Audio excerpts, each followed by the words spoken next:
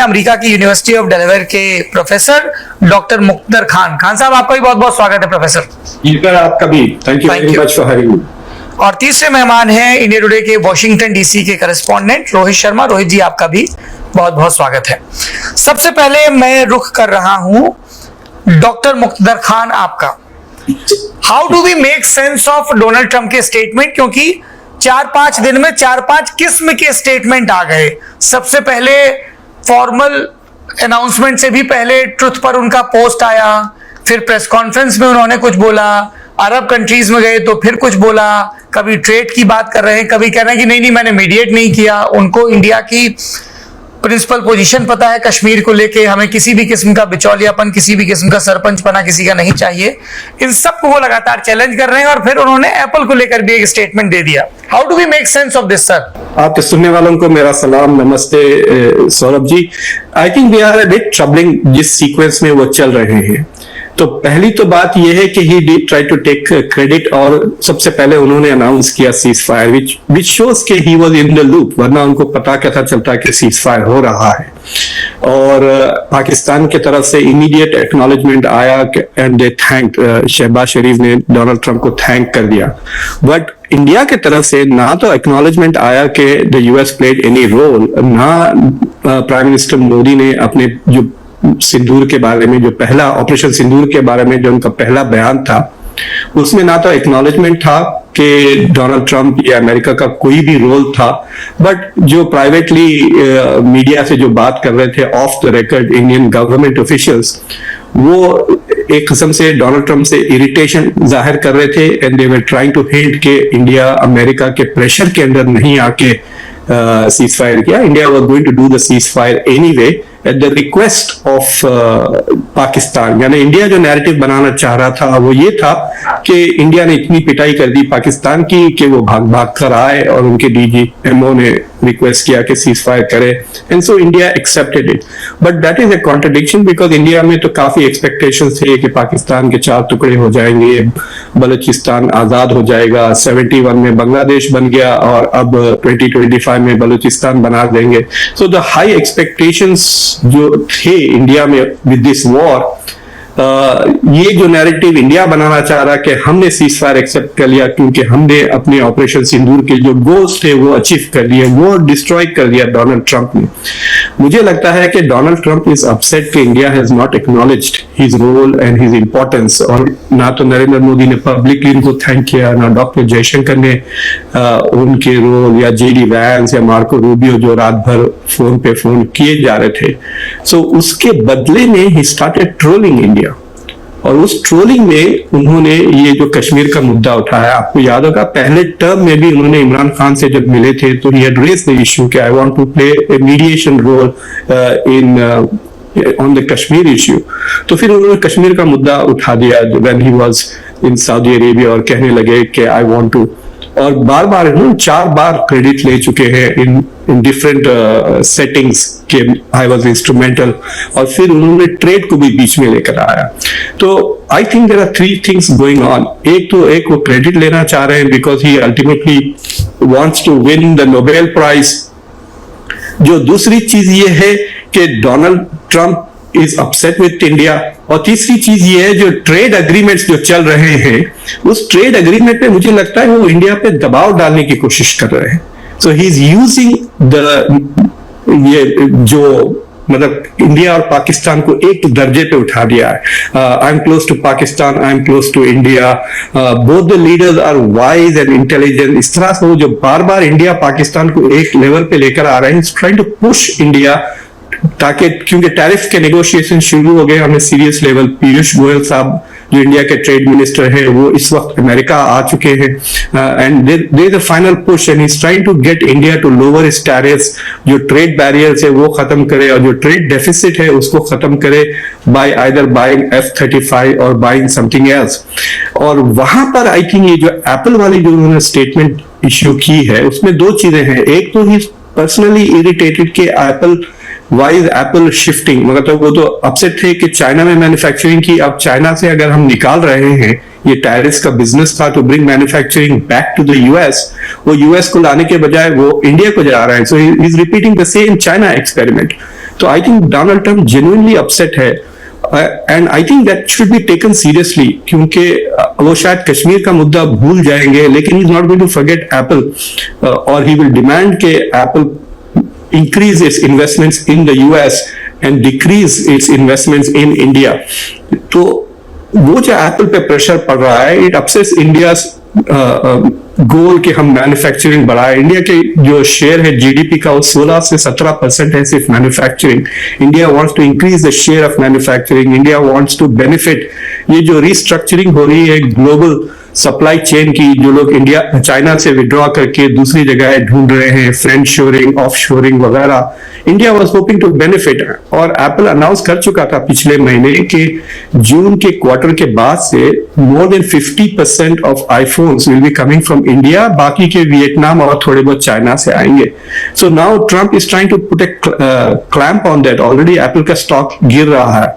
तो मुझे लगता है टू समिट अप कि 3 चीजें हो रही है। एक तो डोनाल्ड ट्रम्प is irritated कि India is not giving credit to him जैसा पाकिस्तान ने दिया for bringing about ceasefire, क्योंकि उनके already 2 attempts for ceasefire Gaza में ले ले या यूक्रेन में लेके they are not working as he had promised।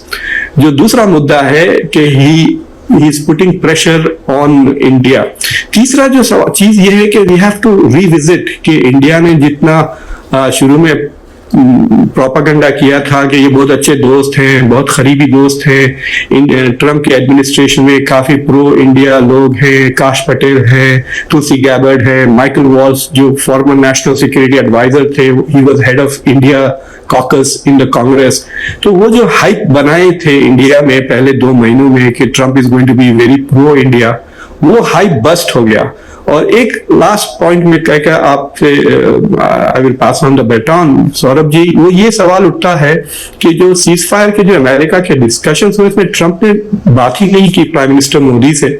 अब मुझे लगता है कि मोदी का पोर्टफोलियो जेडी वैंस को मिल गया है।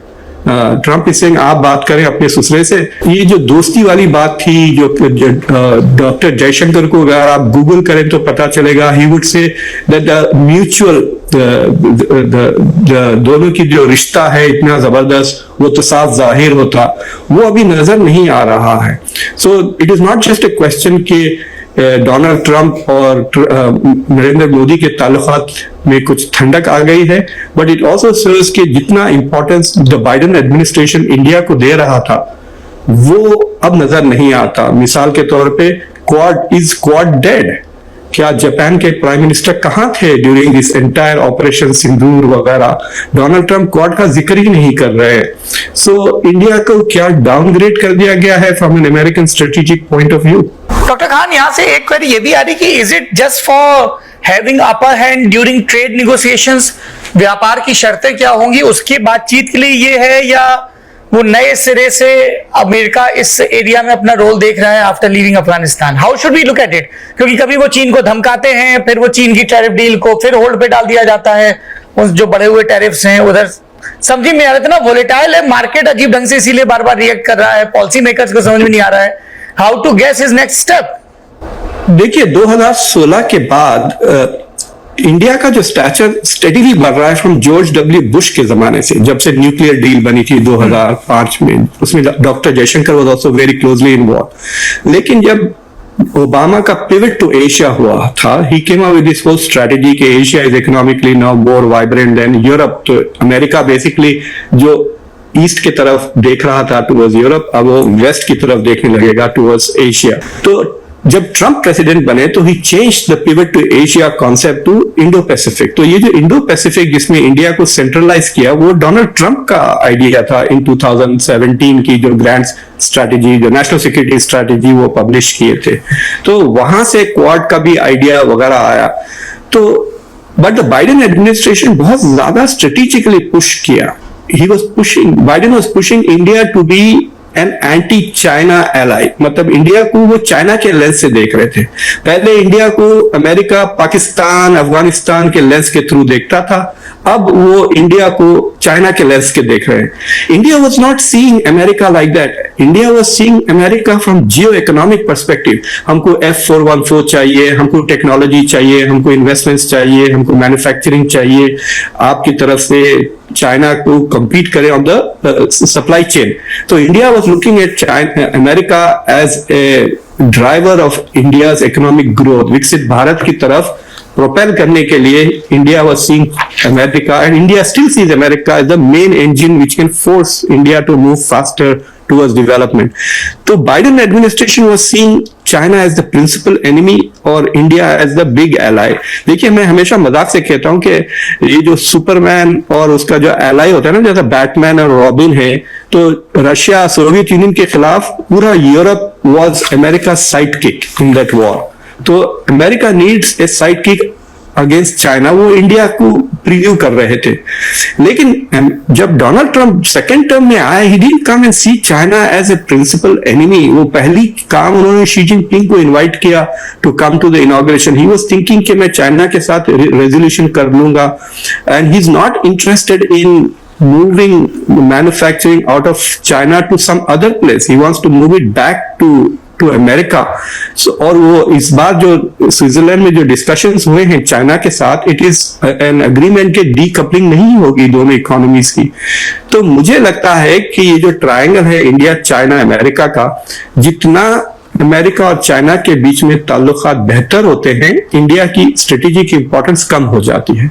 तो बाइडेन के अंदर इंडिया यूएस चाइना के ताल्लुकात वे नॉट दैट गुड ताइवान को लेकर, इसलिए इंडिया की स्ट्रेटेजिक इंपॉर्टेंस बढ़ गई थी।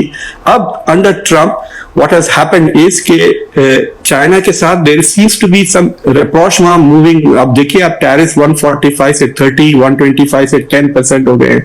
सो if there is progress on US China relations, India के साथ इंडिया की स्ट्रेटेजिक नेसेसिटी थोड़ी कम हो जाएगी। So we have to understand in that context Donald Trump इतना रिगरस, जैसा मैं आपको सिस्टमैटिकली बताने की कोशिश कर रहा हूं, वो सिस्टमैटिक थिंकर नहीं है, बट वो इंट्यूटिव थिंकर है। तो आप देख सकते हैं कि हिज इंट्यूशंस किस तरह से जा रहे हैं। He is upsetting a lot of paradigms. जो इंडिया यूएस का था, यूएस इजराइल का पैराडाइम उल्टा कर दिया उन्होंने। He is negotiating nuclear arrangement with Saudi Arabia without normalisation. So he is trying to genuinely, अगर आप देखें तो मुझे लगता है कि पहली बार इतने ये तकरीबन 4.5 साल हो गए हैं उनके प्रेसिडेंसी के, पहले 4 और अब के 6 महीने, you can see that he is actually being America first in that sense. आप कह सकते हैं ट्रेड को लेकर, और trade is more important than security. अगर आप ये 2 प्रिंसिपल ले लें कि America first with trade and wealth as more important than global security, then you can more or less guess in which direction he's going. Okay, I'll come back to you, sir, because Trump से जुड़े तो बहुत